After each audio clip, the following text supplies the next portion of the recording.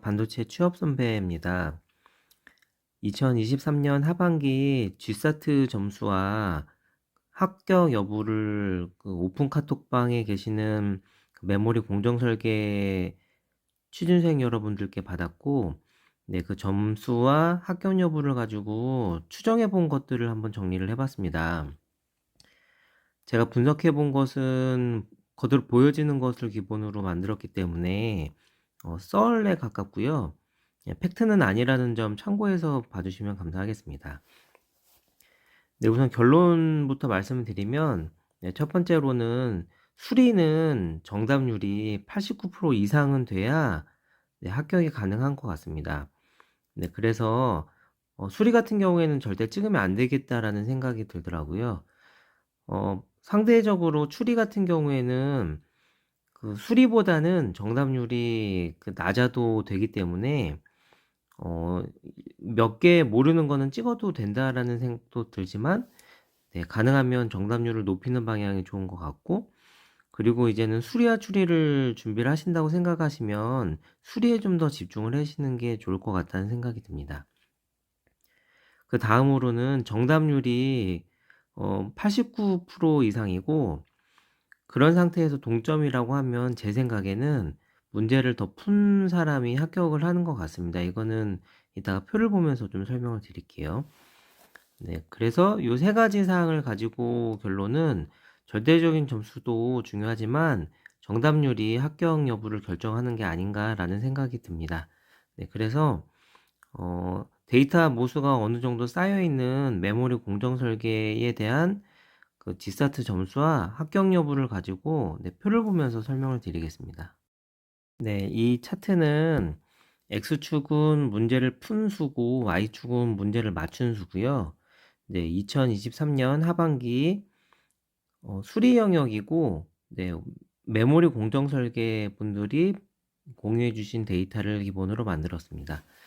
네, 파란 점은 합격하신 분들의 점이고, 요 주황 점은 불합격하신 분들의 점인데,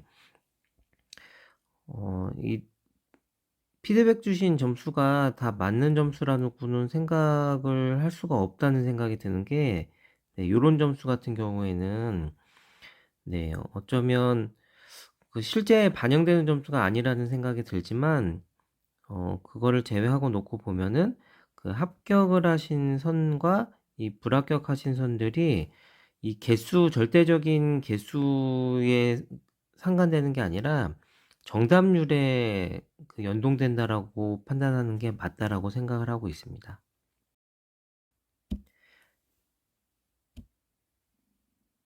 네, 다음은 추리입니다. 추리 같은 경우에는 합격하신 분들과 불합격하신 분들이 이 정답률 자체가 그렇게 큰 차이가 있다라는 생각이 들질 않습니다. 그래서 하나의 추세선을 놓고, 네, 이 파란 추세선과 주황색 추세선이 거의 일치를 하기 때문에 어쩌면 수리보다는 정답률 자체에 대한 그런 그 영향성이라기보다는 네, 일정 점수라고 봐야 될 수도 있을 것 같고, 어쩌면 배점 차이가 수리는 크고 추리는 적다라는 것을 추정할 수 있는 근거라고 할 수 있을 것 같습니다.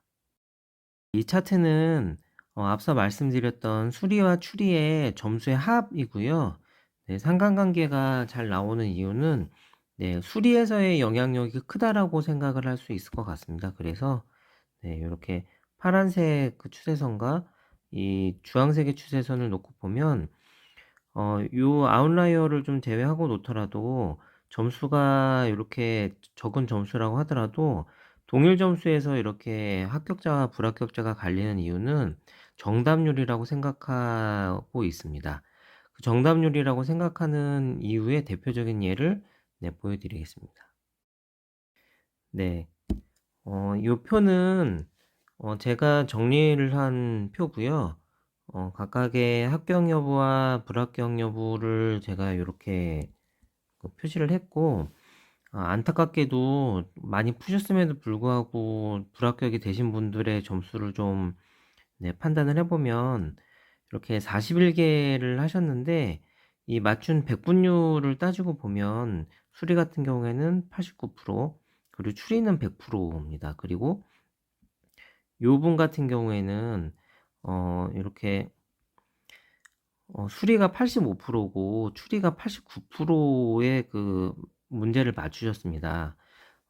이게 제 추정값이긴 한데 수리 같은 경우에는 89점 정도, 89% 정도가 그 커트라인이라는 생각이 들고, 네, 그 점수 이하에서는 그 추리에서 점수를 높인다고 할지라도 전체 총합으로 결정되는 건 아니라는 생각이 듭니다.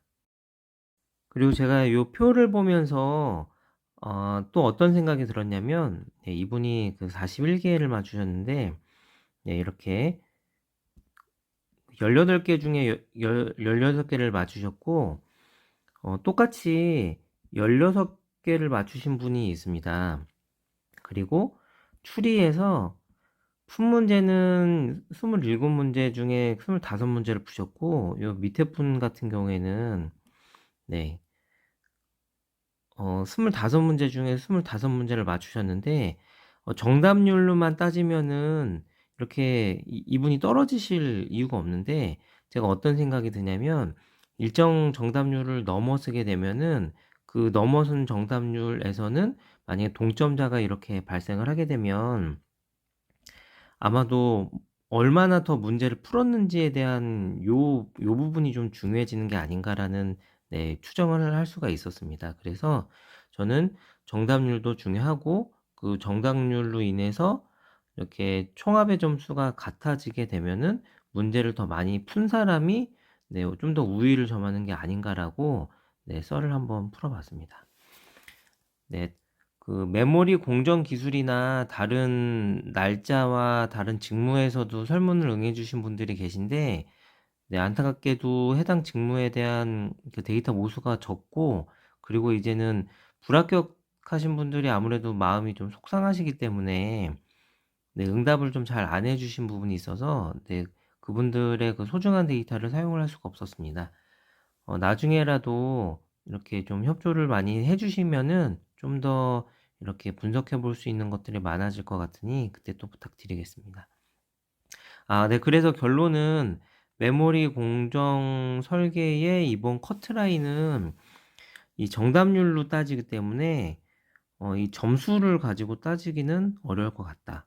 왜냐하면 높은 점수를 맞으신 분들이 불합격한 케이스가 이렇게 있기 때문에, 네, 정답률을 가지고 따져야 되고, 그 정답률로 따지기 때문에 뭐 커트라인이 몇 점 이상이 된다 안 된다 그렇게 얘기하기는 좀 어려울 것 같습니다. 그래서 이렇게 다음에 준비를 하실 때는 반드시 이 문제를 빠르게 풀고 그 정답률도 높여야 된다는 그 점을, 뭐 당연한 얘기겠지만, 네, 네, 그 방향으로 준비를 하시는 게 맞다는 생각이 듭니다. 네, 이번 영상, 네, 이상으로 마치겠습니다. 감사합니다.